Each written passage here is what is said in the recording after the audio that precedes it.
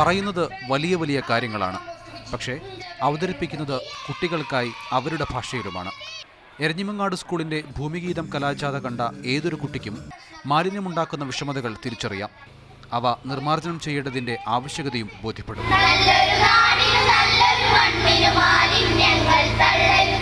ഹൈസ്കൂളിൽ എല്ലാവരും നല്ല കയ്യടി ഞങ്ങൾക്ക് എല്ലാ സ്കൂളുകളും ഈ പദ്ധതി ചേർന്ന് പ്ലാസ്റ്റിക് ഞങ്ങൾക്ക് തരാമെന്നൊക്കെ പറഞ്ഞു. എൻ്റെ മണ്ണ് നല്ല മണ്ണ് എന്ന പദ്ധതിയിലെ 135 ദിവസത്തെ കർമ്മപരിപാടികളിൽ ഒന്നു മാത്രമാണ് ഈ കലാജാഥ. ഇതിലൂടെ സ്വന്തം സ്കൂളിനൊപ്പം പരിസരത്തെ മുഴുവൻ സ്കൂളുകളെയും ബോധവൽക്കരിക്കുകയാണ് ലക്ഷ്യം.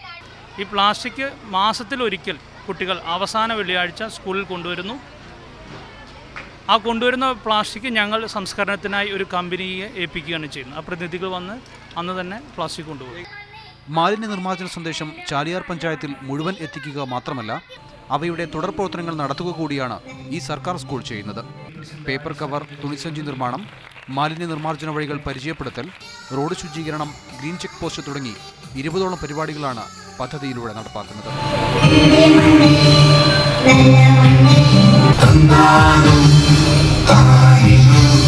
മുഹമ്മദ് നൗഫൽ, മാതൃഭൂമി ന്യൂസ്, മലപ്പുറം.